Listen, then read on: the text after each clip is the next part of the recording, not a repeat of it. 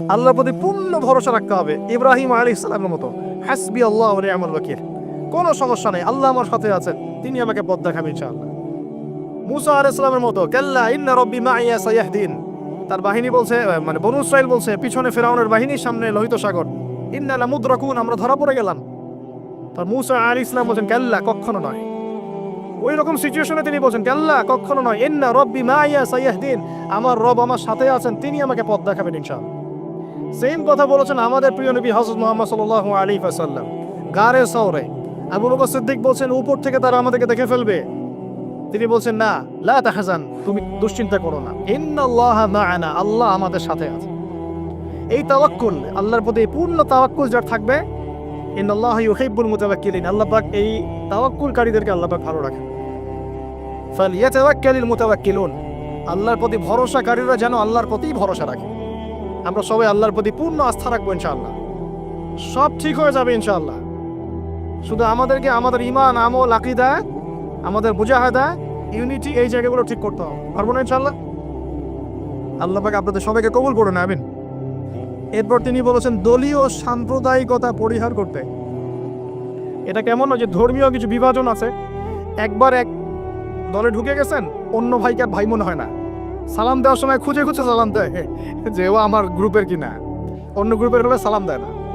এই narrow minded মানসিকতা ত্যাগ করতে বলেছে। আমরা সবাই মুসলিম, তিনি বলছেন ওয়ামান বারবার এই একটা বলেন, আপনারা তো শোনেনি, ওয়ামান আহসানু কাওলাম মিম্মান দাআ ইলাল্লাহ ওয়া আমিলা সালিহান ওয়া ক্বালা ইন্নানি মিনাল মুসলিমিন। ওই ব্যক্তির চেয়ে শ্রেষ্ঠ আর ভালো কে আছে, আহসান কে আছে, যে ব্যক্তি বলে, যে ব্যক্তি মানুষকে আল্লাহর দিকে আহ্বান করে এবং নিজে সৎ আমল করে আর বলে আমি মুসলিমদের একজন, আমি মুসলিমদের একজন। নবী সাল্লাল্লাহু আলাইহি ওয়াসাল্লাম এই পরিচয় নিয়েই দাওয়াতি কাজ করেছেন, আমরা মুসলিম, এটা আমাদের মৌলিক পরিচয়। এরপরে আপনার কোনো যৌগিক পরিচয় থাকতে পারে, ওই পরিচয়কে কেন্দ্র করে আমরা আমাদের মধ্যে ডিভাইডেশন করব না, ক্রিয়েট করব না ইনশাআল্লাহ। ঠিক আছে ভাই, একমত তো নাকি? আলহামদুলিল্লাহ। এখন আমরা ধর্মীয় সাম্প্রদায়িকতা, যেগুলো আমাদের দলীয়করণ, এই ফেরকাগুলো থেকে একটু ব্রড মাইন্ডেড হওয়ার চেষ্টা করি। যদি আপনি কোনো দলকে ভালোবাসেন বা কোনো দলের সদস্য হয়ে থাকেন, তাও সমস্যা নাই, কিন্তু অন্য ভাইকে কাফের মনে করিয়েন না। আমার রিকোয়েস্ট এতটুকু, অন্য ভাইকে কাফের মনে করিয়েন না, সেও মুসলিম। আর এই অ্যারোগেন্সিটা কিন্তু ইবলিসের অ্যারোগেন্স।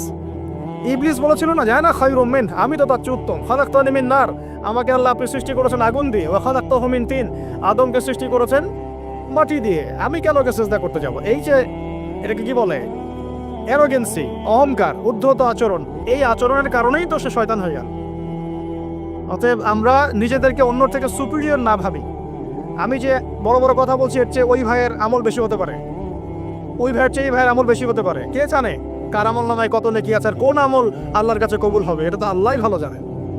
অতএব আমাদের সবাইকে তাসকিয়া অর্জন করার চেষ্টা করতে হবে, আত্মশুদ্ধি, আল্লাহ পাক তৌফিক এনায়েত করুন। এরপর তিনি বলেছেন, আমি আমার ছেলেকে এখানে পড়িয়েছি, কিন্তু ডিগ্রি সার্টিফিকেট সবকিছু নয়। কথাটা খুব ভালো লেগেছে আমার কাছে। ডিগ্রি সার্টিফিকেট সবকিছু নয়, ডিগ্রি পেলাম, সার্টিফিকেট পেলাম, এটা ওইটা, এগুলোই আমার কাছে আলেম, স্কলারশিপের মানদণ্ড নয়। এলেম আল্লাহর পক্ষ থেকে আসে, এবং ওলামায়ে কেরামদের সামনে বসে বসে যে সিনায় সিনায় যে এলেমটা আসে, এটাই হচ্ছে জ্ঞান। এই যে কালকে ওনার সাথে বসে এই যে এতগুলো কথা শুনলাম, এই যে জ্ঞান আমি পেলাম না, এটা তো আমি 20টা বই পড়ে পেতাম না। ব্যাপারটা বুঝতে পারেন না? একটা সার্টিফিকেট পেয়েছি ধরেন অনলাইন একটা মাদ্রাসা থেকে যে আমি মাস্টার্স করেছি, কিন্তু এই জ্ঞানগুলো যদি আমি না পেতাম, তাহলে কি আমার জ্ঞান পূর্ণাঙ্গ হতো? তো এটাই তিনি বোঝাতে যাচ্ছেন সম্মানিত সেই মেমান স্যার, যে ডিগ্রি এবং সার্টিফিকেটই সবসময় জ্ঞানের মানদণ্ড নয়। জ্ঞান আল্লাহর পক্ষ থেকে আসবে, কখন আসবে? যখন আমরা এই বেসিকগুলো ঠিক করব এবং বরেণ্য রিনাউন্ড ওলামায়ে কেরামদের কাছে কাছে গিয়ে আমরা সরাসরি জ্ঞান নেওয়ার চেষ্টা করব। আপনারা সফর করবেন, ভিজিট করবেন, আলেমদের বাসায় যাবেন, তাদের অফিসে যাবেন, বসবেন, কথা বলবেন, প্রশ্ন করবেন, এইভাবে জ্ঞান অর্জন করার চেষ্টা করবেন। আর বইপত্র তো পড়বেন, লেকচার তো শুনবেনই, তো মূল এটা একটা সোর্স থাকবে জ্ঞান অর্জনের, সরাসরি গিয়ে জ্ঞান নেওয়ার চেষ্টা করা। আল্লাহ পাক আমাদেরকে ওলামায়ে কেরামের সহবতে গিয়ে জ্ঞান নেওয়ার তৌফিক দান করেন, আমিন। ঠিক আছে, এটাও অবশ্য তিনি বলেছিলেন যে এখন হকপন্থী স্কলার হাতেই গোনা যায়, এটাও বলেছেন। সত্যিকারের আলেম এখন হাতে গোনা যায়, এটা খুঁজে বের করতে হবে আপনাদের। যারা হক ও বাতিলকে মিশ্রিত করে না, হককে স্পষ্ট করে বাতিলকেও স্পষ্ট করে, তারাই প্রকৃত আলেম। সামান্য কিছু দুনিয়ার স্বার্থে যারা দিনকে বিক্রি করে দিবে, এরা কখনোই প্রকৃত আলেম না। তিনি বলছেন হাতে গোনা যায় scholars, very few of them, উনি ওনার মতো করে বলছেন। এখন তো খুব অল্প হাতে গোনা। একটা সময় ছিল সলফে সালেহীদের যুগে অগণিত ওলামায়ে কেরাম, অগণিত। এখন সত্যি সত্যি হকপন্থী ওলামায়ে কেরাম হাতে হাতে গোনা যায়। আল্লাহ পাক তারপরে আমরা দোয়া করি, আল্লাহ পাক আমাদের সবাইকে হকপন্থী ওলামায়ে কেরামদের সোহবত দান করুন, আমিন। এরপরে আমি একটা বড় প্রশ্ন করেছিলাম, যে প্রশ্নটা আমি অনেকটাই করি, যে how to establish Islam in bigger reason or global surface ইত্যাদি। উনি বলছেন, আমি এই কথাটা আমি নিজে বলেছি আগে, উনি বলছেন যে প্রথমে এত বড় চিন্তা না, প্রথমে চিন্তাটা হচ্ছে নিজের উপরে দিনটা প্রতিষ্ঠা আছে কিনা, আমি নিজের পরিবারটা ঠিক করতে পারলাম কিনা, আমি দিনের দাওয়াতি কাজ করছি কিনা অ্যাপ্রোপ্রিয়েটলি, আমি সোসাইটি চেঞ্জের কাজ করছি কিনা। এগুলো যখন বিল্ড আপ হবে, দেন উই উইল ইমার্জ ইনশাল্লাহ। তারপরে আমরা বড় স্বপ্ন দেখতে পারি, তার আগে না। এই কথা আমিও বলেছি, তার সাথে আমার চিন্তা এখানে মিলে গেছে। তো আমি টেকনিক্যালি প্রশ্ন করেছিলাম যে আসলে অনেকে তো চেষ্টা করছে, কিন্তু আসলে রাইট ট্র্যাক কোনটা, কোন পদ্ধতিতে চেষ্টা করলে ভালো হবে। উনিও টেকনিক্যাল মানুষ, উনি অ্যান্সার টেকনিক্যালি দিলেন যে the right track will be the track of prophet সাল্লাল্লাহু আলাইহি ওয়াসাল্লাম। সঠিক ট্র্যাকটা হচ্ছে নবী সাল্লাল্লাহু আলাইহি ওয়াসাল্লামের ট্র্যাক। ওইটা কিভাবে বুঝবো? তাহলে নবীর জীবনী পড়তে হবে, কিভাবে নবী সাল্লাল্লাহু আলাইহি ওয়াসাল্লাম দাওয়াতি কাজ করলেন, দিনটা কায়েম করলেন, ওইটাই হলো সুন্নাহ। এই সুন্নাহর আলোকে তিনি বলছেন আগে নিজের উপর, then establish Islam in your family, তারপরে আস্তে আস্তে তোমার পরিচিত মহলে, সোসাইটিতে, যতদূর পর্যন্ত আল্লাহ পাক তোমাকে তৌফিক দান করেন। আল্লাহ পাক আমাদের সবাইকে তৌফিক দান করুন, আমিন। আর ইনশাআল্লাহ সেদিন বেশি দূর নয়, যেদিন এই সমস্ত ছোট ছোট চেষ্টাগুলোকে একজন নেতা ঐক্যবদ্ধ করবেন ইনশাআল্লাহ, তখন খেলা হবে ইনশাআল্লাহ তাআলা। তারপরে আমি বলতে চাই, তিনি বলছেন, আরও বলেছেন যে লেখাপড়া করার ক্ষেত্রে, জিজ্ঞাসা করছি লেখাপড়া স্টাডি করার ক্ষেত্রে আমরা আসলে কোন কোন স্কলার বা কী কী বিষয়কে বেশি গুরুত্ব দিব। তিনি বলছেন এভাবে যে পূর্ববর্তী ওলামায়ে কেরাম যারা, বরেণ্য আগেকার ওলামায়ে কেরাম যারা, সলফে সালেহীন, তাদের কিতাব, তাদের বই, তাদের রিসোর্সগুলোকে বেশি প্রাধান্য দিতে হবে। কারণ তাদের কাছে ছিল একটা সুপ্রিম নলেজ, যেটা আমাদের কাছে এখন ওইভাবে নাই, আমরা ওই বইগুলোর উপর ডিপেন্ডেন্ট। তো পূর্ববর্তী ওলামায়ে কেরাম, বরেণ্য ওলামায়ে কেরামদের কিতাবাদিগুলো মোতাআলা করতে তিনি বেশি উৎসাহিত করছেন। আমিও এটাই আপনাদেরকে নসিহত করছি, আল্লাহ পাক তৌফিক দান করুন। বাংলা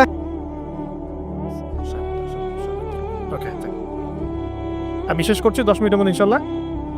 বাঙালি জাতির প্রতি একটা নসিহত করেছেন, বলবো? অতি আবেগের চোটে, বাই দ্য ওয়ে, উনি কিছু কথা বলেন, উনি খুবই মেহমানদারি কর্নেওয়ালা একজন মানুষ, গেস্টকে খুব সম্মান করেন, মেহমানদারি করেন চমৎকার, অত্যন্ত বিনয়ী মানুষ, সবসময় হাসি মুখে কথা বলেন, যদি একটু হার্ড কথা বলেন সেটাও হাসি মুখে বলেন, এবং নামাজও খুব পাবন্দ, তাহাজ্জুদে খুব পাবন্দ, খুব বেশি দোয়া করেন। এই মানুষটাকে দেখে তো একটু আবেগ ভেসে ওঠে কি না? তো চলে যাওয়ার সময় আমাকে একটা হাদিয়া দিয়েছেন, খুবই স্পেশাল একটা আতর। আমি বলি যে আমার বাসায় কিন্তু প্রচুর আতরের কালেকশন আছে, ওইটা দিয়ে যে কাউকে ফরজ গোসল দেওয়া যাবে, ঠিক আছে, কিন্তু এটা আমার জন্য খুব স্পেশাল এই গিফটটা। সেটা হাজারে আসওয়াদ ইউজ করা হয় এবং তার নাম সিগনেচার করা আছে ওখানে। তো আমি বললাম যে স্যার, আরেকটা জিনিস যদি কিছু মনে না করেন তাহলে নিতে চাই। বলো। তো বললাম যে স্যার, আপনার টুপিটা দেওয়া যাবে? আমরা কিন্তু আসলে ওই আকীদা লালন করি না যেটা দিলে বরকত হবে বা এরকম কিছু না, জাস্ট একটা স্মৃতি, তাই না? তো তিনি একটু বিরক্ত হলেন, বললেন যে তুমি লেকচারে পুরো বাঙালি জাতিকে বলবা বাংলাদেশিরা কেন টুপি চায় বারবার। মানে এই অভিজ্ঞতা তার আগেও হয়েছে আর কি, ঠিক আছে? টুপি চাইলে বাজার থেকে কিনতে বলো, 10 রিঙ্গেট, কত রিঙ্গেট লাগবে, 5 ringgit, cheap, very cheap, you can buy it বলছে। তো বলছে তুমি উল্টা বাঙালিদেরকে বলবা তারা যেন টুপি না চায়, ঠিক আছে? তো ভাই, আপনারা আল্লাহর ওয়াস্তে আর টুপি চায়েন না। আমার কাছে অনেকেই চাইছে, ভাই টুপিটা আমার ওই একটাই টুপি, যে ব্ল্যাক টুপিটা ওটা একটাই, ওটা আসলে কিন্তু তার সেকেন্ড কপি নাই, ওটা আমার একটাই। তো এটা আপনারা কইলেন না, আমাদের জাতির মানিজ্যত রাখেন, ঠিক আছে? এর আগে একজনের কথা শুনেছি, যিনি দেখা করতে গিয়েছেন, টাইম দিয়েছেন উনি 5টায়, উনি 5 মিনিট পরে ঢুকেছেন। তখন যিনি ঢুকেছেন তাকে খুব সূক্ষ্মভাবে একটা অপমান করা হয়েছে, তোমরা বাঙালিরা একটু দেরি করেই আসো। আল্লাহর বাস্তে আমরা আমাদের এই প্রবলেমসগুলা চেঞ্জ করি, আল্লাহ পাক তৌফিক ইনায়াত করুন।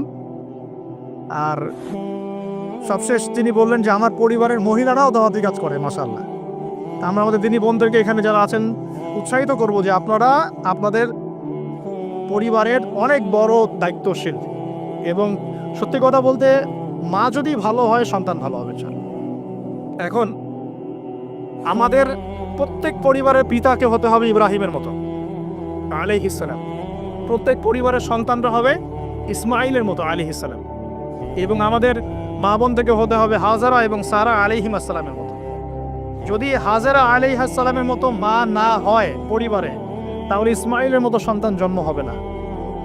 তিনি ফুল ফ্যামিলি দাওয়াতি কাজ করেন, আমরাও আমাদের ফুল ফ্যামিলি মেম্বারদেরকে নিয়ে দাওয়াতি কাজ করার চেষ্টা করব। আল্লাহ পাক তৌফিক ইনায়াত করুন, আমিন।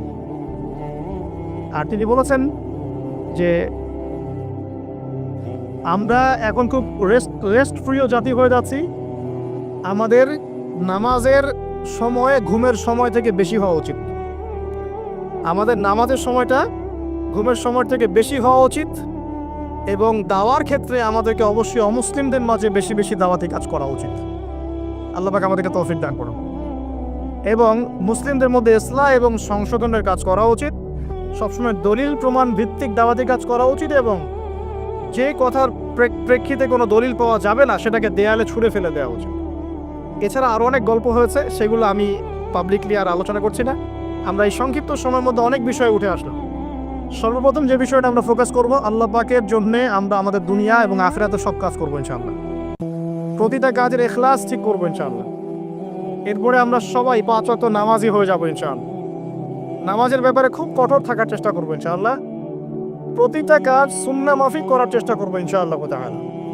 চেষ্টা করব যে প্রতিদিন দ্বীনি ইলম অর্জনের চেষ্টা করা, কিছু কিছু করে হলে ইলম অর্জনের চেষ্টা করা, উলামায়ে কেরামদের দ্বারস্থ হওয়া এবং তাদের কাছে সরাসরি জ্ঞান শেখার চেষ্টা করব তাহাজ্জুদ গোজার হওয়ার জন্য, এবং বেশি থেকে বেশি সিজদায় আল্লাহর কাছে কান্নাকাটি করে দোয়া করার জন্য। আমাদের পুরো পরিবারকে নিয়ে আমরা ইসলামের জন্য কাজ করব ইনশাআল্লাহ।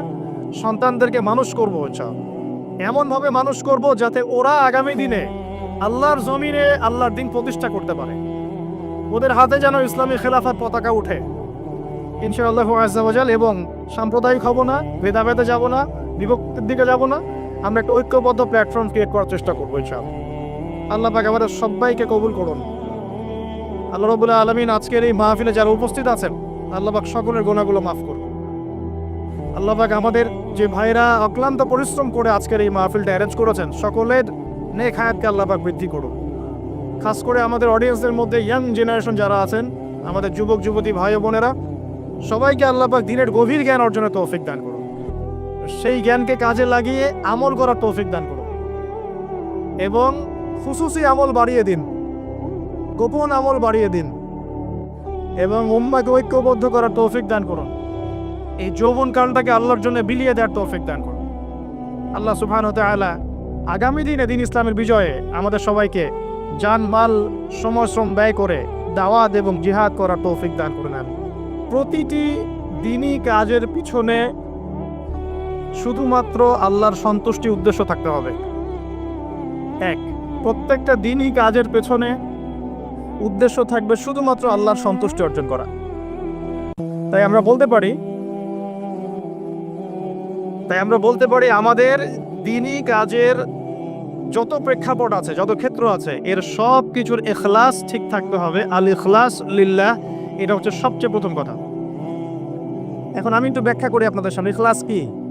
দ্বীনি ইলম শিখবো কেন, মানুষ আমাকে বড় স্কলার বলবে, এটা ভাবলেই জাহান্নামে যাওয়ার জন্য যথেষ্ট। নামাজ পড়বো কেন, মানুষ আমাকে দেখে নামাজি বলবে, জাহান্নামে যাওয়ার জন্য যথেষ্ট। যাকাত দিব কেন, মানুষ আমাকে দানবীর বলবে, না দিলে মানুষ খারাপ বলবে, আমার জাহান্নামে যাওয়ার জন্য যথেষ্ট। এখানে এসেছি, সবাই সম্মান দিচ্ছে, মনের মধ্যে একটা অহংকার চলে আসলো, আমি মনে হয় একটু সুপিরিয়র, আমি মনে হয় একটু বেটার।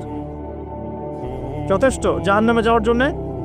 যথেষ্ট। ইখলাস মানে কি? প্রতিটা দিনই কাজ শুধুমাত্র এক আল্লাহর সন্তুষ্টির জন্য হতে হবে। আল্লাহু আকবার। এটাই ইব্রাহিম আলাইহিস সালামের ওই স্টেটমেন্টের ব্যাখ্যা। কুলিন্না সলাতি, বলুন আমার সলাত, ওয়া নুসুকি, আমার স্যাক্রিফাইস, কুরবানি স্যাক্রিফাইস, ওয়া মাহইয়ায়া, আমার জীবন, আমার জীবনের সব কাজ, ওয়া মামাতি, আমার মৃত্যু, সবকিছু লিল্লাহি রাব্বিল আলামিন, একমাত্র জগৎসমূহের রব আল্লাহর জন্য। That's all. প্রিয় ভাই ও বোনেরা, যারা লেকচারটা শুনবেন অনলাইন অফলাইনে, সর্বপ্রথম নসিহত আজকের টপিকটা হচ্ছে অমূল্য কিছু নসিহত ডক্টর জাকির নায়েক স্যারের মুখ থেকে। এটা আমার লেকচার না, আজকে আমি অনুবাদ করছি। অমূল্য কিছু নসিহত ডক্টর জাকির নায়েক স্যারের মুখ থেকে। আর কনভারসেশন কিন্তু একরকম হয় না। যে ব্যক্তি কোরআনও তেলাওয়াত করতে জানে না, ইসলামের বেসিক কিছুই জানে না, তার সাথে কনভারসেশন একরকম হবে। আর যিনি একজন আলেম, দায়ী, মুহাক্কিক আলেম, তাদের সাথে কনভারসেশন একরকম হবে। তো সামারিটা এরকম। সর্বপ্রথম যে মূল্যবান নসিহত আজকে আমরা করতে চাচ্ছি নিজেদেরকে, নিজেদের পরিবারকে, আমাদের মা বোনদেরকে, আমাদের দিনী ভাইদেরকে, উম্মাকে, সেটা হলো প্রতিটা ক্ষেত্রে দিনই কাজের উদ্দেশ্য হবে শুধুমাত্র আল্লাহর সন্তুষ্টি অর্জন। এটার নাম হলো ইখলাস। এর নাম কি ভাই? ইখলাস। আল ইখলাসু বিল্লাহ আও ইখলাসু লিল্লাহ, এটা সর্বপ্রথম। এটা শুধু দিনই ক্ষেত্রেই নয়, বরং দুনিয়াবি যে কাজগুলো আমরা করি, যেমন পিতামাতার সেবা করা, চাকরি বাকরি করা, ব্যবসা বাণিজ্য করা, স্ত্রী সন্তানের ভরণ পোষণ, এই কাজগুলোতেও যদি আমরা শুধু আল্লাহর সন্তুষ্টি কামনা করি, তাহলে মানুষের কাছে কখনো কষ্ট পাবো না ইনশাআল্লাহ। আর যখনই আমরা অন্যের কাছে কিছু আশা করতে যাই, তখনই আমরা কষ্ট পাই। স্ত্রীর জন্য করছেন, প্রবাসে থেকে কষ্ট করে টাকা উপার্জন করে দেশে পাঠাচ্ছেন। এখন আপনার যদি কাজের উদ্দেশ্য থাকে স্ত্রী আমাকে বেশি ভালোবাসবে ওসিলায়, তাহলে কোনো একদিন আপনি তার ব্যবহারে কষ্ট পাবেন। আর যদি ইখলাস থাকে এরকম, আমি করছি আল্লাহর জন্যে, বিকজ আল্লাহ আমাকে দায়িত্ব দিয়েছেন, স্ত্রীর মুখে খাবার তুলে দিলেও আমি নেকি পাবো, আমি আল্লাহর সন্তুষ্টির জন্য এই কাজ করছি। এরপরে ভালোবাসা থাকবে, অবশ্যই থাকবে, স্ত্রীর প্রতি থাকবে, সন্তানের প্রতি থাকবে, পিতামাতার প্রতি থাকবে, কিন্তু ইখলাস, কাজের মূল উদ্দেশ্যটা কি? আল্লাহ পাকের সন্তুষ্টি অর্জন। এই ইখলাস থেকে আমরা অনেক সরে আসছি বিধায়ে উম্মার আজকে অবস্থা হয়েছে। বিশ্বাস করেন, আমরা অনেকেই লেকচার দেই মানুষকে সন্তুষ্ট করার জন্য, আমরা অনেকে মসজিদে নামাজ পড়াই মসজিদ কমিটিকে সন্তুষ্ট করার জন্য, আমরা অনেক সময় তারাবি পড়াই মানুষকে সন্তুষ্ট করার জন্য, খুতবা দেই মানুষের মেজাজ বুঝে, কোনটা বললে লোক আমাকে রিসিভ করবে, কোনটা বললে করবে না।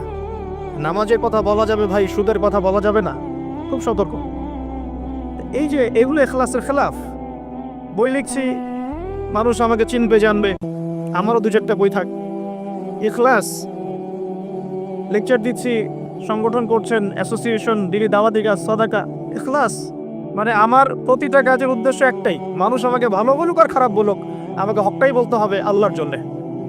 দিস ইজ কল্ড ইখলাস। আল্লাহ পাক আমাদের সবাইকে মুখলেসভাবে দিন পালন করার, প্রচার করার তৌফিক দান করুন। 1 নাম্বার। 2, তিনি বলছেন, আমি জিজ্ঞাসা করেছি যে আপনার খুসুসি আমল আমাকে বলুন।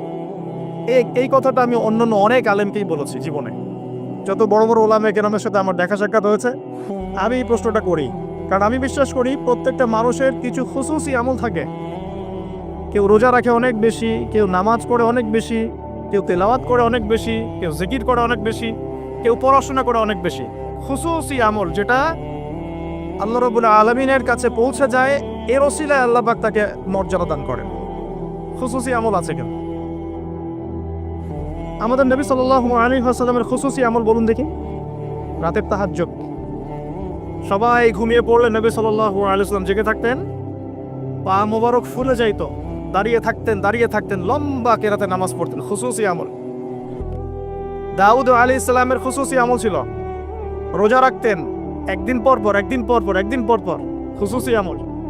এরকম এক এক সাহাবীর এক এক নবীর এক এক সাহাবীর খুসুসি কিছু আমল আছে।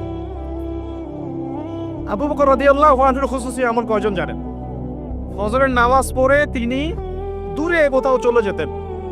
উমর রাদিয়াল্লাহু আনহু একদিন ফলো করছেন, যায় কোথায় এই মানুষটা, কারণ তাদের মধ্যে একটা কম্পিটিশন হতো আমলের, মনে আছে? কম্পিটিশনটা কোন দিন ওমর রাদিয়াল্লাহু আনহু বুঝলেন যে আবু বকর রাদিয়াল্লাহু আনহু অগ্রগামী? এটাও বলে দেই, তাবুকের যুদ্ধে। কোন যুদ্ধে? ইসলামের যুদ্ধেরও বিধান আছে, কিন্তু এখনকার প্রোটেস্ট্যান্ট ইসলাম আবার ওটা কাট করে ফেলছে আর কি। এখনকার প্রোটেস্ট্যান্ট ভার্সন অফ ইসলামে আছে নামাজ, রোজা, হজ, যাকাত, জিহাদ আউট অফ কন্টেস্ট, ওটা নাই। ওটার আবার অনেক ব্যাখ্যা করা হয়েছে তালগোল পাকিয়ে, যে ওইদিকে যাচ্ছি না। তো পুরো কনসেপ্টটা ক্লিয়ার রাখবো ইনশাল্লাহ। কোরআন সুন্নাহয় সবই আছে, পরিবেশ পরিস্থিতি প্রেক্ষাপট বিবেচনায় পদক্ষেপ নিতে হবে নাকি? কেউ অন্যায়ভাবে কোনো মেয়েকে ধর্ষণ করছে, নাউজুবিল্লাহ, আপনার চোখের সামনে পড়ে গেল, আপনি কি তাকে কি দাওয়াত দিবেন, ভাই ধর্ষণ করিয়েন না প্লিজ, রিকোয়েস্ট করতেছে, ভাই আল্লাহর রাস্তায় ধর্ষণ করিয়েন না, এগুলো বলবেন? আপনার সামর্থ্য থাকলে আপনি হাত দিয়ে প্রতিহত করবেন, পিটুনি দিবেন, কেসের আওতায় আনবেন, আইনের আওতায় নিয়ে আসবেন, মৃত্যুদণ্ড দিবেন, এই তো করবেন। এই মা বোনরা যদি আমাদের কেউ হয়, নাউজুবিল্লাহ, তখন আপনার রেগুলেশন কেমন হবে? তার মানে পরিবেশ পরিস্থিতি প্রেক্ষাপট বিবেচনায় বিধান প্রয়োগ করতে হবে। ইসলামে পরিপূর্ণ বিধানই আছে, এই কনসেপ্টটা ক্লিয়ার রাখবো। তারপর যেটা বলছিলাম যে তাবুকের যুদ্ধে নবী সাল্লাল্লাহু আলাইহি ওয়াসাল্লাম বললেন যে তোমাদের যা যা সম্পদ আছে আল্লাহর রাস্তায় নিয়ে আসো, কারণ তাবুক যুদ্ধের সফর অনেক লম্বা ছিল, অনেক লম্বা, পায়ে হেঁটে প্রায় 1-1.5 মাস যেতে হয়েছে। রোমানদের সাথে প্রথম ব্যাটল, যদিও এই ব্যাটলটা একটা অসমাপ্ত রূপে ফিরে আসতে হয়েছে গরমের মধ্যে। এই তাবুকের যুদ্ধেই কিছু কিছু সাহাবী অংশ না নেওয়ার কারণে সূরা তাওবার মধ্যে আয়াতুন নিফাক নাজিল হয়েছে। পড়ে দেখেন, 3 জন সাহাবী যে সবাই তাকে বয়কট করে ফেললো, পড়ে দেখেন। এখন এই সময় উমর রাদিয়াল্লাহু আনহু তার ঘরে যত সম্পদ ছিল তার অর্ধেক নিয়ে আসছেন, অর্ধেক রেখে দিয়েছেন, রেখে নবীর সামনে উপস্থিত করেছেন, ইয়া রাসূলুল্লাহ, আমার ঘরে যত সম্পদ ছিল তার অর্ধেক দিয়ে দিলাম। সুবহানাল্লাহ। মানে কি, ভাইয়ের 6টা গাড়ি আছে, 3টা দিয়েছেন, 4টা বাড়ি আছে, 2টা দিয়েছেন, হ্যাঁ, 2 একর জমি আছে, 1 একর দিয়েছেন, মানে আপনার $2 মিলিয়ন আছে, 1 মিলিয়ন দিয়েছেন। কত বড় হৃদয় থাকলে মানুষ এই কাজটা করতে পারে? আমাদের তো 100 টাকাই বের হয় না। ঠিক আছে, আল্লাহ মাফ করুন। না, আবার যারা দানপীঠ তারা দান করেন, মাশাআল্লাহ। তবে আমি রিকোয়েস্ট করবো, দানটা সঠিক জায়গায় করবেন, উল্টাপাল্টা জায়গায় দান করবেন না। এমন জায়গায় দান করবেন যেখানে দান করলে সদকায়ে জারিয়ার মাধ্যম থাকে, কন্টিনিউয়াসলি এটা আপনি বেনিফিটেড হতে থাকেন, এমন কিছু, এবং এগুলো দিয়ে ইসলামের খেদমত হয়, এমন জায়গায় দান করবেন ইনশাআল্লাহ। তো এবার আবু বকর রাদিয়াল্লাহু আনহু এসে বলছেন, হয়তো বা আবু বকর রাদিয়াল্লাহু আনহুর সম্পদ ওমর রাদিয়াল্লাহু আনহুর মতো ছিল না, কিন্তু তিনি এসে বলছেন, আমার ঘরে আল্লাহ এবং তার রাসূলকে রেখে যা ছিল সবই নিয়ে আসছি। হয়তো বা তার সম্পদ কম ছিল, কথাটা কি বলেছেন? আমি ঘরে আল্লাহ এবং তার রাসূলকে রেখে দিয়ে সবই নিয়ে আসছি। তো ওমর রাদিয়াল্লাহু আনহু বলছেন যে এই দিন এই ব্যক্তিকে আমি হারাতে পারি নাই, আর জীবনেও পারবো না। কথা কি বুঝতে পারছেন? এখন আবু বকর রাদিয়াল্লাহু আনহু ফজরের নামাজের পর কোথাও চলে যান, খুসুসি আমল, কোথায় যান? ওমর রাদিয়াল্লাহু আনহু এখন ফলো করছেন। ফলো করতে করতে করতে করতে দেখলেন দূরে একটা বৃদ্ধা মহিলার ঘর আছে, অনেক দূরে, কাম্পঙ্গের মতো, ঠিক আছে, বৃদ্ধা মহিলার ঘর আছে। তো সেই ঘরে তিনি প্রবেশ করলেন, কিছুক্ষণ পর বের হয়ে আসলেন, তিনি আবার জায়গাতে চলে গেলেন। ওমর রাদিয়াল্লাহু আনহু কিন্তু ঘুরে ফিরে ফলো করছেন। তিনি যখন চলে গেলেন, ওমর ইবনে খাত্তাব ওই ঘরে ঢুকলেন, ঢুকে দেখলেন এক বৃদ্ধা মহিলা বসে আছে, চোখে দেখে না, চোখে দেখতে পারে না। তখন তিনি জিজ্ঞাসা করলেন যে কে আপনি, পরিচয় দিলেন, কি সমস্যা আপনার, আমি চোখে দেখতে পারি না। এই যে ব্যক্তি একটু আগে আপনার ঘরে এসেছিল সে কি করলো, কেন আসে প্রতিদিন, ইনভেস্টিগেট করছেন। তখন ওই বৃদ্ধা বলছেন, এক ব্যক্তি আসে প্রতিদিন ফজরের পরে, এসে আমার ঘরের কাজকর্ম করে দিয়ে যায়, আমি চোখে দেখতে পারি না, তো ঘরের কাজকর্মগুলো করে দিয়ে চলে যায়, আমি জানি না সে ব্যক্তিকে, আল্লাহ তার ভালো করুক। উমর রাদিয়াল্লাহু আনহু তখন চোখ দিয়ে দরদর করে পানি পড়তে লাগলো আর বলতে লাগলেন যে হে মুসলিম জাহানের খলিফা, আপনি পরবর্তী খলিফাদের জন্য রাস্তা কতই না কঠিন করে দিলেন। আসলে এই শিক্ষাগুলো তাদের মধ্যে ছিল বলেই তো সমাজটা অমন ছিল। দেখুন কোন মানুষদেরকে নিয়ে আমরা সমাজ চালাবো। আমরা যদি এই যুগের আবু বকর, ওমর, ওসমান, আলী হতে না পারি, তাহলে এই যুগেও ইসলামী খেলাফা কায়েম হবে না। আগে মানুষ লাগবে তো ওইরকম। আমরা সবসময় দেখা যায় উপরের লেভেলে গালিগালাজ করতে বেশি পছন্দ করি। তো বিশ্বাস করেন আমাদের প্রেক্ষাপটে জনসাধারণের যে অবস্থা, জনগণের ঈমান, আমল, ইনসাফ, ইখলাস এগুলোর যে অবস্থা, তাতে এর চেয়ে বেটার কিছু আশা করা যায় না। যখন আমরা ঠিক হয়ে যাবো ইনশাআল্লাহ, আল্লাহ পাক অবশ্যই যোগ্য নেতৃত্ব দিবেন ইনশাআল্লাহ, ইনশাআল্লাহ আযজা ওয়া জাল। তো খুশুসি আমলটা একটু বোঝালাম, এটা কিন্তু আপনারও থাকতে পারে, আমি জানি না, আমার একটা আছে আপনি জানেন না, ঠিক আছে? তো এখন আমি জিজ্ঞাসা করলাম যে স্যার আপনার খুশুসি আমল বলুন, কিছু এমন কিছু খুশুসি আমল যেটা ওসিলায় হয়তো আল্লাহ পাক আপনাকে এই মাকাম এনেছেন বলে আপনি মনে করেন, ইউ থিংক সো। তিনি বলছেন প্রথমে 5 ওয়াক্ত নামাজ, 5 ওয়াক্ত নামাজ, 5 ওয়াক্ত নামাজ তিনি জামাত মিস করেন না। 5 ওয়াক্ত নামাজ তিনি জামাত এই বয়সেও মিস করেন না, মাশাআল্লাহ। তিনি বলছেন আমরা অনেক সময় দাওয়াতের কাজ করি, দাওয়াতের মেহনত করি, অনেক বড় বড় কথা বলি, নামাজ ঠিক থাকে না। এই ব্যক্তিদের ঈমান আমল দিয়ে দাওয়াতের কোনো কাজ নাই। তাহলে আমরা এখন লেসন পেলাম, ইখলাসের পরে আমরা সর্বপ্রথম ফোকাস করবো কোথায় ভাই? জামাতে না বাসায়? জামাতে। যদি জামাত ছুটে যায় তাহলে মসজিদে গিয়ে যদি জামাত করা পসিবল হয় করব, না হলে যদি বাসায় করা পসিবল হয় সেখানে করব। যদি সফরে থাকি, আপনি মুসাফির, আপনার জন্য অপশন আছে, চাইলে কসর করবেন, চাইলে একাকি পড়বেন, মুসাফির। কিন্তু মুকিম অবস্থায় সর্বোচ্চ চেষ্টা করব জামাত ধরার জন্য। আল্লাহ পাক আমাকে তৌফিক দান করুন, আপনাদের সবাইকে তৌফিক দান করুন। এখানে দুটো কথা আমি অ্যাড করছি আমার পক্ষ থেকে, সেটা হলো যে আমি প্রথম লেকচারে বলেছিলাম যে অনেক মসজিদ দিন দিন বাইতুল্লাহ থেকে বাইতুল নাস হয়ে যাচ্ছে। অনেক মসজিদে প্রকৃত নামাজ থাকছে না, নামাজের রুকু সেজদা ঠিক হচ্ছে না। এই ক্ষেত্রে আমরা কি করব? আমরা ইমাম সাহেবদেরকে নসিহা করব এবং বোঝানোর চেষ্টা করব যেন নামাজটা তারা একটু ধীর স্থিরভাবে পড়ায়। নামাজের গভীরতায় ঢোকার চেষ্টা করব, কি পড়ছি বোঝার চেষ্টা করব, কি বলছি বোঝার চেষ্টা করব। অর্থ বুঝে নামাজ পড়লে ইনশাআল্লাহ তাআলা এই নামাজ আল্লাহর আরশ পর্যন্ত পৌঁছে যাবে ইনশাআল্লাহ। আর যদি আমরা নামাজের ব্যাপারে গাফেল থাকি এবং নামাজে ফাঁকিবাজি করি, নামাজের আধ্যাত্মিকত্ব, মারিফত নষ্ট হয়ে যায়, তাহলে কিন্তু সমস্যা। আমরা যেটা করি, নামাজের ইখতিলাফি কিছু মাসআলা নিয়ে বেশি ঝগড়া করি। হাত বাঁধবো কোথায়, আমিন জোরে না আসতে, রফুল ইয়াদাইন করবো কি না, পায়ে পা লাগাবো কি লাগাবো না, সূরা ফাতিহা পড়বো কি না, ব্যাস এই তো আলোচনা তো এতটুকুই। ইখতিলাফি মাসআলাগুলোকে নিয়ে আমরা কথা বলতে বলতে নামাজের মূল জায়গা থেকে সরে আসছি। মূল জায়গাটা আমি একটু বোঝাচ্ছি আপনাকে। মূল জায়গাটা হচ্ছে নামাজে যে কথাগুলো আমরা আল্লাহর সাথে বলছি, সুবহানাহু ওয়া তাআলার সাথে, এই কথাগুলো আমরা বুঝি কিনা, এই কথাগুলো বুঝে আমি আল্লাহকে পাচ্ছি কিনা নামাজে। নামাজ মুমিনের মেরাজ, আল্লাহর সাথে সাক্ষাৎ।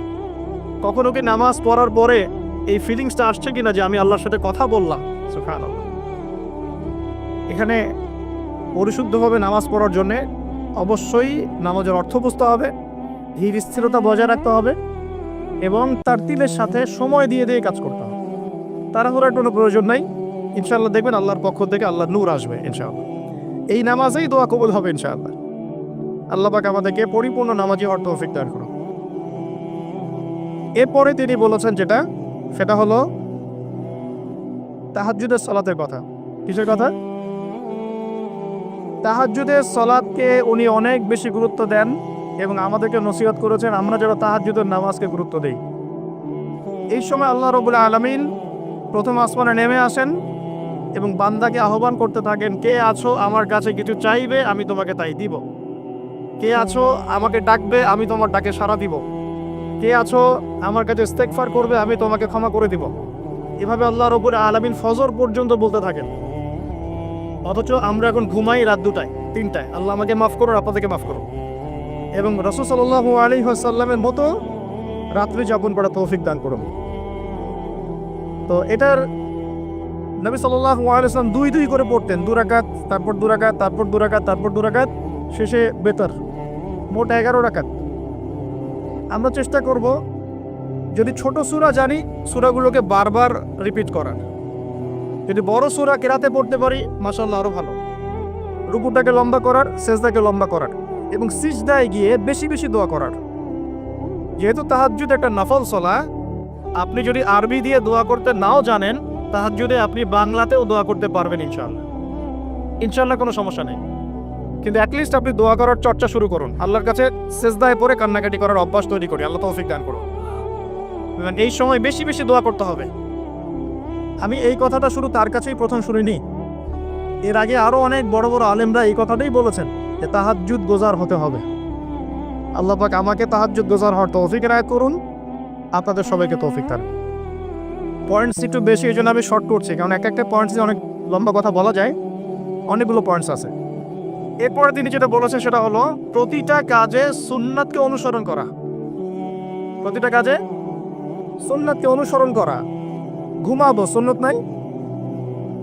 ঘুমানোর সুন্নত কানে হেডফোন দিয়ে গান শুনতে শুনতে ঘুমা, এখনকার সুন্নত নাকি? একটু টিভি দেখে, ইউটিউব দেখে রিল্যাক্স, মাশাআল্লাহ, আস্তাগফিরুল্লাহ। ঘুমানোর সুন্নাত কি? সম্ভব হলে একটু ওযু করে নেয়া। আচ্ছা, তারপরে সূরা ফালাক, সূরা নাস, ইখলাস পড়া, হাত দুটো একত্রিত করে ফু দিয়ে এভাবে পুরো গা মাসাহ করা। এই কাজটা আরো 2 বার করা, মানে ইন টোটাল 3 বার করা। এরপর সূরা কাফিরুন পড়া। ঘুমানোর সময় এই সূরা কাফিরুন পড়ে তাকে আল্লাহ পাক শিরক থেকে মুক্ত রাখবেন ইনশাআল্লাহ। আর শিরকের গুনাহ কিন্তু আল্লাহ মাফ করেন না। এই গুনাহ ছাড়া যে কোনো গুনাহ আল্লাহ পাক যাকে ইচ্ছা মাফ করতে পারেন, তওবা করলে সেটা আলাদা বিষয়। আর সূরা বাকারার শেষের 3টা আয়াত পড়া। নবী সাল্লাল্লাহু আলাইহি ওয়াসাল্লাম বলেছেন, সূরা বাকারার শেষের 3 আয়াত রাত্রেবেলা পড়লে সারা রাত ইবাদতের নেকি পাওয়া যায়।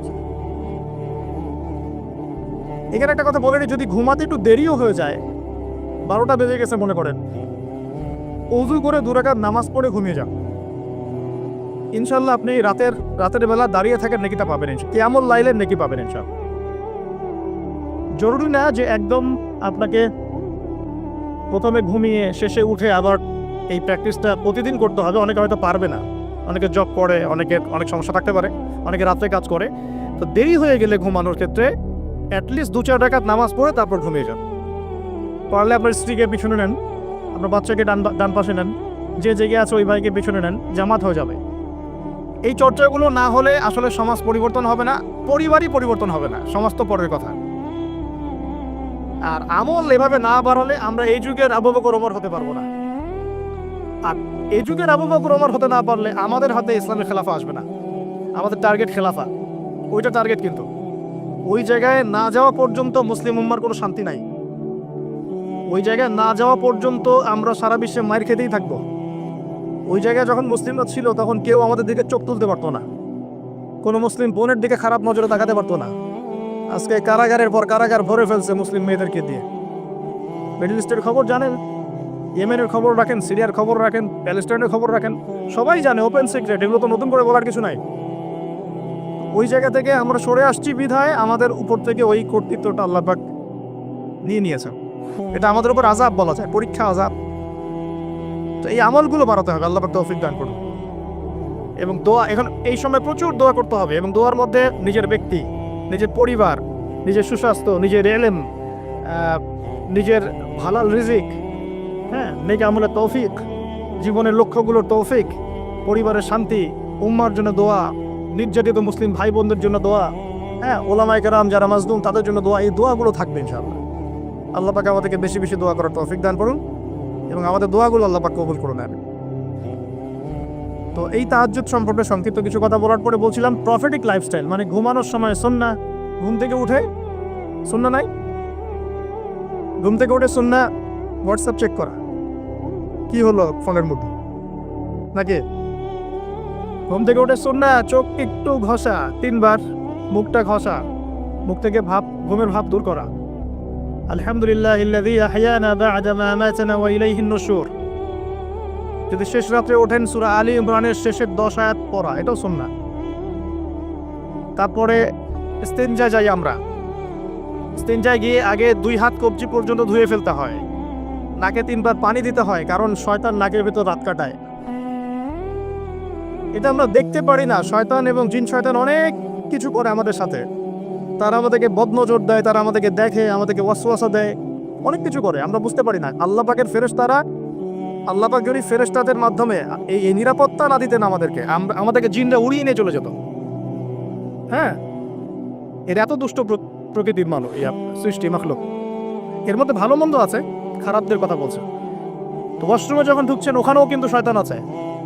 শয়তান রাত কাটায় আমাদের 2 পায়ের মাঝখানে এবং নাকের 2 গহ্বরের মাঝখানে। এই জন্যে ঘুম থেকে উঠে 3 বার নাকে পানি দিতে হয়, আর আগে হাত ধুয়ে নিতে হয়। তারপরে বাথরুমে ঢোকার সময় আমরা ডান পা ইউজ করবো না, আগে বাম পা। বের হওয়ার সময় ডান পা। দোয়া বিসমিল্লাহ আল্লাহুম্মা ইন্নী আউযু বিকা মিনাল খুবসি ওয়াল খাবাইস। এখনকার টয়লেট যেগুলো হচ্ছে, মানে যা চলছে আর কি ইংলিশ, এখানে নবী সাল্লাল্লাহু আলাইহি ওয়াসাল্লামের মতো বসা সম্ভব না। আমি আপনাদেরকে 100% গ্যারান্টি দিয়ে বলছি, এটা আমার ইস্তেহাদ, কেউ আমার সাথে একমত হতে পারে, নাও হতে পারে। ইয়াজুজ আর মাজুজের যত খাসলত আছে না, চরিত্র, এই সব চরিত্র পশ্চিমা বিশ্বের মধ্যে আছে। এটা আমার ফাইনাল স্টেটমেন্ট। ইয়াজুজ আর মাজুজের চরিত্র, আমি বলিনি যে এরাই তারা, তা বলি নাই, বলেছি এদের ইয়াজুজ মাজুজের যে চরিত্রটা, এই পুরোটাই পশ্চিমাদের মধ্যে আছে। বাথরুমের টয়লেট থেকে নিয়ে ওয়ার্ল্ড অ্যাফেয়ার্স পর্যন্ত এরা চেঞ্জ করে ফেলেছে, ওদের নিজের মতো করে ফেলেছে, আর আমরা এটা ফলো করছি। নবী সাল্লাল্লাহু আলাইহি ওয়াসাল্লাম বসতেন বাম পায়ে ভর দিয়ে, ডান পা খাড়া করে। যে কোনো আলেমদেরকে জিজ্ঞাসা করবেন, হাদিসের কিতাব মোতালা করবেন, বাম পায়ে ভর দিয়ে ডান পাটা একটু উঁচু করে। এইভাবে যারা বসে তাদের মানে টয়লেটটা খুব ক্লিয়ার হয়, খুব সুন্দর মতো হয়ে যায়। এখন আপনি কিভাবে ইংলিশ টয়লেটে বসবেন এভাবে আমাকে বলেন? উঠে বসতে গেলে তো ব্রেক শেষ, আপনি নিজেই ভিতরে দাও। তো আবার কিছু দেখলাম যে বোল রেখে দেওয়া হয়েছে, দাঁড়ায় করতে হবে। 1 নম্বর লাগলে দাঁড়ায় করতে হবে, আর সবগুলো সেম মাপ।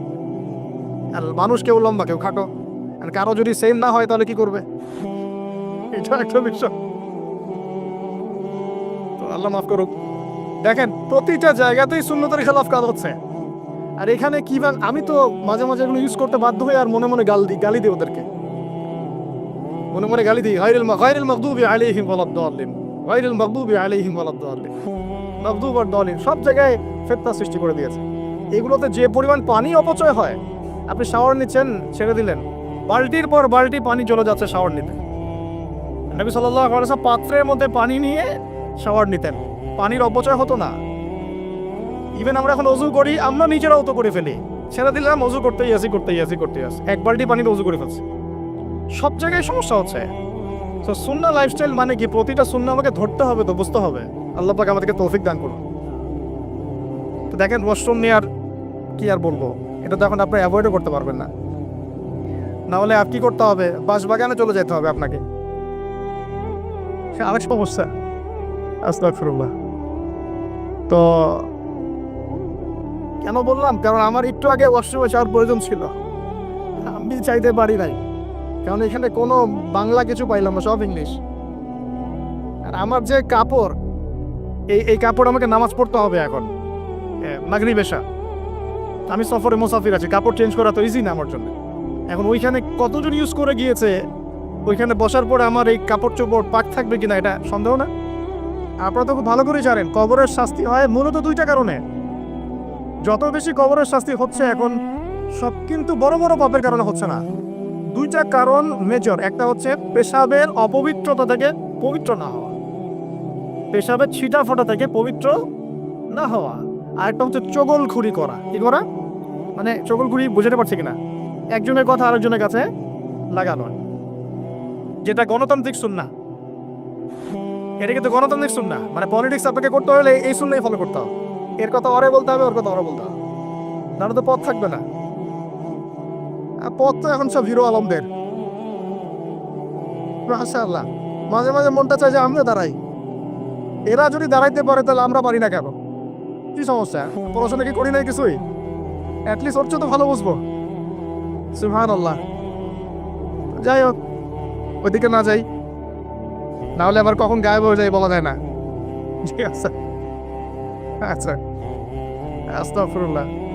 তো প্রিয় ভাইরা, প্রফিটিক লাইফস্টাইল প্রতিটা জায়গায়, ঘুম থেকে ওঠা, ওয়াশরুম যাওয়া, বের হলাম, বের হয়ে অজু করে ফেলেছেন, এখন অজু করার যখনই অজু করবেন ওই অজু দিয়ে 2 রাকাত নামাজ পড়ার চেষ্টা করেন।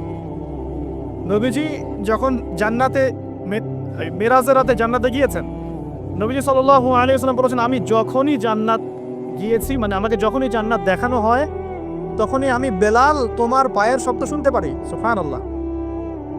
হে বেলাল, তুমি কি এমন আমল করো আমার আগে আগে তোমার পায়ের শব্দ শুনতে পারি? তো বেলাল রাদিয়াল্লাহু আনহু বলছেন, ইয়া রাসূলুল্লাহ, আমি তো আপনি যে আমল শিখিয়ে দিয়েছেন এগুলাই করি, এক্সট্রা তো কিছু করি না। শুধু একটা কাজ আমি করি। কি সেটা? তিনি বলছেন, আমি যখনই অজু ছুটে যায় অজু করি, আমি যখনই ইস্তেনজা করি, অজু ছুটে যায় অজু করার চেষ্টা করি, ওই অজু দিয়ে আমি 2 রাকাত তাহিয়াতুল ওযু নামাজ পড়ি। নবীজি বলছেন, হয়তো এই কারণেই তোমার এই মর্তবা দেওয়া হয়েছে। সুবহানাল্লাহ। আল্লাহ পাক আমাদেরকে আমল করার তৌফিক দান। এরপর সালাতে যাবেন, সালাতটা নবীর মতো করে, সালাত শেষ একটু কোরআন তেলাওয়াত করলেন, দিনই পড়াশোনা করলেন, কোনো স্কলারের লেকচার শুনলেন, এবার নাস্তা করতে আসছেন। নাস্তার টেবিলে আসলে তো আর সুন্নতের খেলাফ, সুন্নতের কোনো কথাই মনে থাকে না। আর আমি আপনাদের কমিউনিটির মধ্যে এসে দেখলাম সবাই খুব ভোজন রসিক, মাশাআল্লাহ। হ্যাঁ মাশাআল্লাহ, ভালো, খারাপ না, একটা এজ থাকে খাওয়ার।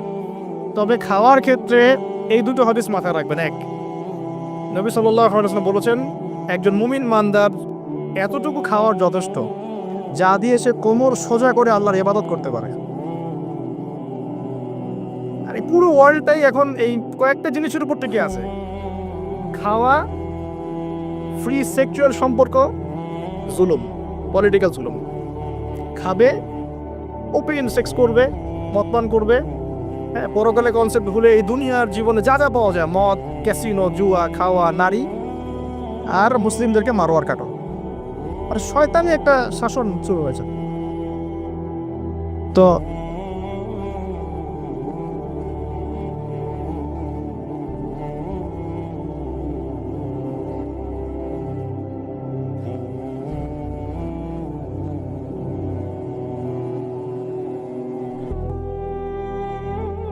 সবাই পড়ি আউযু বিল্লাহি মিনাশ শাইতানির রাজিম। তো যেটা বলছিলাম যে খাওয়ার ক্ষেত্রে কয়টা হাদিস মনে রাখবেন ভাই? একজন মুমিন বান্দার খাওয়া দাওয়ার জন্য এতটুকু যথেষ্ট যতটুকু দিয়ে সে কোমর সোজা করে আল্লাহর ইবাদত করতে পারে। এক, এরপরেও যদি তাকে খেতে হয়, কয় ভাগ? 3 ভাগ। নবীজি বলছেন, মুমিনরা পেটের 1 ভাগ খাবে, 1 ভাগ পানি খাবে, পানি দ্বারা পূর্ণ করবে, আর 1 ভাগ খালি রাখবে শ্বাস প্রশ্বাস চলাচলের জন্য। এই খাওয়ার জন্য খাওয়ার টেবিলেই তো আমরা হেরে যাচ্ছি। আমরা তো খাওয়ার টেবিলেই হেরে যাচ্ছি। আমরা যুদ্ধের মাঠে জিতবো কিভাবে? এক সাহাবী খেজুর খাচ্ছিলেন বদরের যুদ্ধের সময়, এটা আপনার রাহিকুল মাখতুম গ্রন্থে পাবেন। খেজুর খাচ্ছেন, সৈন্য বিন্যাস করা হচ্ছে, নবীজি ভাষণ দিচ্ছেন, ওয়াসারিউ ইলা মাগফিরাতিন মির রাব্বিকুম ওয়া জান্নাহ, ওয়াসারিউ ইলা মাগফিরাতিন মির রাব্বিকুম ওয়া জান্নাহ আরদুহা কাআরদিস সামাই ওয়াল আরদ উইদ্দাত লিল মুত্তাকিন। এরকম আয়াতগুলো পড়ছেন। ওই সাহাবী শুনে হাতের খেজুরগুলো ছুঁড়ে ফেলে দিলেন, দিয়ে ছুটলেন সামনে। একজন সাহাবী তার আগে বলেছিলেন যে খাবার শেষ করো। তিনি বলছিলেন যে এগুলো খেতে অনেক সময় লেগে যাবে। বীর বিক্রমে যুদ্ধ করেছে এই সাহাবী, শহীদ হয়ে গেছে। তো খাবার ভোগ বিলাসটাকে তারা কিভাবে দেখতেন আর কি একটু দেখালাম, কিভাবে তারা এটাকে মানে জাস্টিফাই করতেন। এখন ওমর রাদিয়াল্লাহু আনহু একটা কথা মনে পড়ে গেল। ওমর রাদিয়াল্লাহু আনহুর সময় একটা দুর্ভিক্ষ হয়েছিল, কিন্তু তো ওই সময়ে জনগণ খাওয়ার সংকটে ভুগছে বলে খলিফাতুল মুসলিমিন ওমর রাদিয়াল্লাহু আনহু দীর্ঘদিন শুধুমাত্র রুটি আর জাইতুনের তেল খেয়েছিলেন। শুধুমাত্র রুটি আর জাইতুনের তেল। শাসক কাকে বলে? মুসলিম শাসক। হ্যাঁ, আমাদের সমাজেও আছে মাশাআল্লাহ। দুর্ভিক্ষ যখন হয় তখন তারা সিঙ্গাপুর এই সেই ঘুরে বেড়ায় মাশাআল্লাহ। হ্যাঁ, টোটালি উল্টা। আর জনগণের ঘরে খাবার থাক না থাকে, আমার ঘর ফিল আপ থাকলে হইল। আর জ্বর হলেই সিঙ্গাপুর, হাত ভাঙলে কানাডা। হ্যাঁ, ভিতরে আরো বড় সমস্যা হইলে আরো বড় বড় রাষ্ট্র যেগুলো, ওখান থেকে আবার সুস্থ হয়ে আসে এসে মাশাআল্লাহ আবার শুরু হয়ে যা তাই। আল্লাহ পাক তাদেরকে হেদায়েত দান করুক, দোয়া করি। তো খাবার সম্পর্কে দুটো হাদিস মাথায় নিয়ে নিলাম। এখন আমরা হাইজেনিক খাবারগুলো খাওয়ার বেশি চেষ্টা করব। আমরা যে খাবারগুলো খাচ্ছি ইদানিং, এই খাবারগুলোতে বেশিরভাগই আমাদের ক্ষতি হচ্ছে। এই ক্ষতিগুলো আমরা 20 থেকে 35 বছর এজে আমরা বুঝতে পারবো না। 35 ক্রস করে গেলে আমরা বুঝতে পারবো যে কী ক্ষতি হয়েছে। এই জন্য ইয়াং যারা আছেন, লেকচার শুনছেন, খাবার এবং ফিজিক্যাল এক্সারসাইজ এগুলোর ব্যাপারে খুব সচেতন হতে হবে। আল্লাহ পাক তৌফিক দান করুন। এই বিষয়ে ডক্টরদের পরামর্শ নেবেন, তারা আরও ভালো বলতে পারবেন। তো প্রফিটিক লাইফস্টাইল মানেই আমার ঘুম, আমার ইস্তেঞ্জা, আমার ওযু, আমার নামাজ, আমার খাওয়া, আমার পড়াশোনা, ইবাদত, কোরআন তেলাওয়াত, জিকির আজগার, ইভেন আপনার জব সেকশন, আপনার এডুকেশন সেকশন, পলিটিক্যাল সেকশন, সব কিছুকে নবী সাল্লাল্লাহু আলাইহি ওয়াসাল্লামের সুন্নাহ মতো ঢেলে সাজানো, এটার কথা তিনি বারবার বলছেন। যদি আমরা ভালো দায়ী হতে চাই, বড় আলেম হতে চাই, দিনের জন্য কিছু করতে চাই, আমাদেরকে আগে নিজের উপরে এই দিনটা প্রতিষ্ঠা করতে হবে। আল্লাহ পাক তৌফিক দান। তো বললাম ইখলাসের কথা, সালাতের কথা, 5 ওয়াক্ত সালাত, তাহাজ্জুদ, প্রফিটিক লাইফস্টাইল। এরপরে তিনি যেটা ফোকাস করছেন, নসিহত করলেন, সেটা হলো সিজদায় বেশি বেশি দোয়া করো। সিজদায় বেশি বেশি দোয়া করো। এই দোয়াগুলো আপনারা শিখবেন হিসনুল মুসলিম বই থেকে। কোন বই? এখনই প্লে স্টোরে যান, দেখেন এখানে হিসনুল মুসলিম অ্যাপস দেওয়া আছে। যে কোনো বিষয়ের দোয়া, স্পেশালি সকাল এবং সন্ধ্যার দোয়াগুলো ছাড়বেন না। সেজদায় গিয়ে নিজের জন্য দোয়া করবেন, বাবা মার জন্য দোয়া করবেন, আত্মীয় স্বজনের জন্য দোয়া করবেন, উম্মার জন্য দোয়া করবেন, আমাদের মা বোনদের জন্য দোয়া করবেন, সন্তানদের জন্য দোয়া করবেন, আলেম ওলামাদের জন্য দোয়া করবেন, মুসলিম নেতাদের জন্য দোয়া করবেন, সবার জন্য, মাজলুম ভাই বোন সবার জন্য দোয়া করবেন। পারা যাবে তো ইনশাআল্লাহ। এবং আরবি দিয়ে দোয়া করলে বেশি ভালো, এই কারণে যে আল্লাহ পাক এই ভাষায় কোরআন নাজিল করেছেন। আর আরবি একটা আয়াতকে যত ভাষাতেই অনুবাদ করা হোক না কেন, সেটা আরবির মতো বালাগাত কখনো দেয় না। ওই আবেগ, ওই অনুভূতি, ওই বালাগাত অন্য ভাষা অনুবাদ করলে আসবে না। এই জন্য অ্যারাবিকটা শেখার চেষ্টা করি আমরা সবাই। আল্লাহ তৌফিক দান করুন। আরবি শেখার চেষ্টা করতে হবে, অ্যাটলিস্ট এতটুকু আরবি যতটুকু শিখলে আমি কোরআনের অর্থটুকু বুঝতে পারি। আমি বলছি না আপনি মুফাসসির হয়ে যাচ্ছেন, আমি বলছি না যে আপনি একদম ফকিহ হয়ে গেছেন, এত বড় লেভেলের কথা বলছি না। অ্যাটলিস্ট আপনাকে কোরআন যেন আমি পড়ে বুঝতে পারি, এই পর্যন্ত ইনশাআল্লাহ তাআলা আমাকে পড়তে হবে। কোরআন যেন বুঝতে পারি, এই পর্যন্ত আমাকে আরবিটা শিখতে হবে। আল্লাহ পাক তৌফিক দান করুন।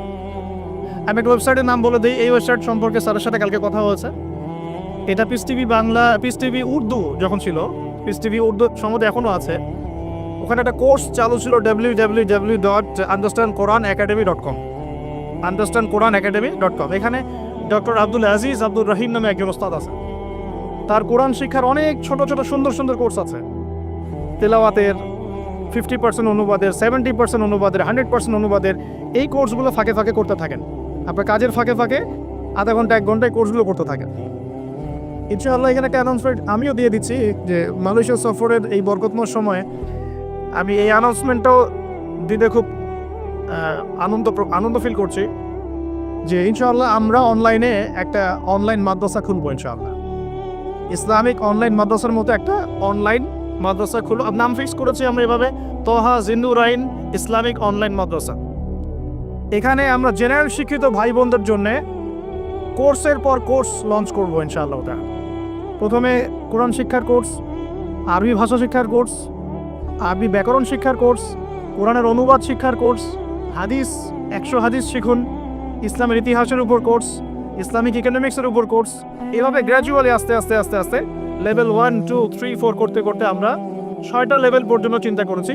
6 লেভেল পর্যন্ত যাওয়ার পরে ইনশাল্লাহ আপনি একজন দায়ী, একজন মধ্যম মানের আলেম, মানে আমি তো বলছি বড় আলেম আমি আপনাকে বানাতে পারবো না, মধ্যম মানের আলেম, দায়ী, দিনের বুঝওয়ালা মানুষ, এই লেভেল পর্যন্ত আপনার জ্ঞান পৌঁছে যাবে ইনশাআল্লাহ। আর এখানে শুধু আমি নিজেই ইনভলভ তা নয়, আমি শুধু ক্লাস নেব এমন নয়, মহিলাদের জন্য মহিলা টিচার থাকবেন। আমি ছাড়া আরও অনেক বরেণ্য ওলামায়ে কেরাম এখানে ক্লাস নেবেন ইনশাআল্লাহ। আল্লাহ পাক আপনাদের সবাইকে সেই কোর্সগুলো এনরোল করা তৌফিক দান করুন। আমিন। তো এই জিনিসগুলো শেখা উচিত। দোয়াগুলো বেশি বেশি সেজদায় করবেন। সেজদায় যদি আপনি আরবিতে দোয়া করতে না জানেন, সেক্ষেত্রে নফল সালাতে আপনি বাংলায় দোয়া করতে পারবেন ইনশাআল্লাহ। এটা নিয়ে অনেকের মধ্যে একটা কনফিউশন আছে।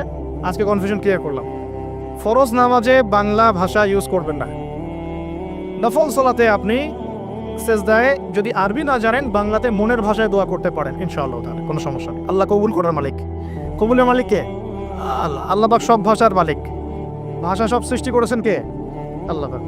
আচ্ছা, একটু গুটিয়ে নিতে হবে আমাকে, বিকজ আমার ফ্লাইট আছে আজকে। তো আমি আরও যে পয়েন্টসগুলো নিয়েছি তার মধ্যে কয়টা বলছি? 5টা। 6 নম্বর পয়েন্ট হচ্ছে মুজাহাদা। তিনি বলেছেন এই আয়াত থেকে, ওয়াল্লাযীনা জাহাদু ফিনা লানাহদিয়ান্নাহুম সুবুলানা। সূরা আনকাবুতের শেষের দিকে আছে, আল্লাহ পাক বলেছেন যারা আমার পথে প্রচেষ্টা চালায়, যারা আমার দ্বীনের পথে চেষ্টা করে, প্রচেষ্টা চালায়, আমি আল্লাহ তাদেরকে হেদায়েত দান করি। সুবহানাল্লাহ। আমি আল্লাহ তাদেরকে পথ দেখাই। একটু পরিবেশ বজায় রাখেন প্লিজ। ওয়াল্লাযীনা জাহাদু ফিনা লানাহদিয়ান্নাহুম সুবুলানা। যারা আমার জন্য, আমার দ্বীনের জন্য, আমার পথে প্রচেষ্টা চালাবে, স্ট্রাইভ করবে, আমি আল্লাহ তাদেরকে পথ দেখাবো ইনশাআল্লাহ। আমি জিজ্ঞাসা করেছিলাম যে কিভাবে আপনার মতো হতে পারি, তো তিনি বললেন এক কথার এক ফাঁকে যে মুজাহাদা, মুজাহাদা, খুব বেশি প্রচেষ্টা। এই বয়সেও বলছেন খুব বেশি প্রচেষ্টা, মানে ইখলাস ঠিক রেখে, নামাজ কালাম ঠিক রেখে, তাহাজ্জুদ ঠিক রেখে, দোয়া কালাম ঠিক রেখে খুব বেশি প্রচেষ্টা চালাতে হবে। গঠনমূলকভাবে প্রচেষ্টা চালালে যে ফলাফল পাওয়া যায় আজকের এই মাহফিলেতে তার প্রমাণ।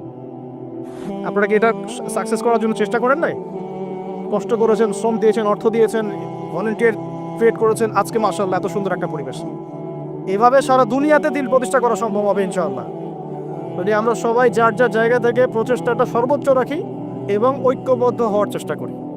আমাদের মধ্যে বারবার এক কথাই বলছি আমি, অনেক মত পার্থক্য থাকতে পারে, কিন্তু তারপরেও আমরা ঐক্যবদ্ধ থাকবো ইনশাআল্লাহ। সবার মতামতকে সম্মান করব, মাযহাবি ফিকহটাকে সম্মান করব। ওই ভাই শাফিঈ মাযহাব মানে আমি হানাফি ফিকহ ফলো করি, কোনো সমস্যা নাই। ওই ভাই হানাফি মাযহাব মানে ওই ভাই হাম্বলি মাযহাব মানে, কোনো সমস্যা নাই। অ্যাটলিস্ট একজন ইমামকে তো সে ফলো করছে, তারপরে আমরা সবাই ভাই ভাই হয়ে থাকবো ইনশাআল্লাহ। ইখতিলাফ থাকতে পারে, তার মতকে সম্মান করব, আমার মতকে সে সম্মান করবে, এই মানসিকতা তৈরি করতে হবে। আল্লাহ পাক তৌফিক এনায়েত করুক।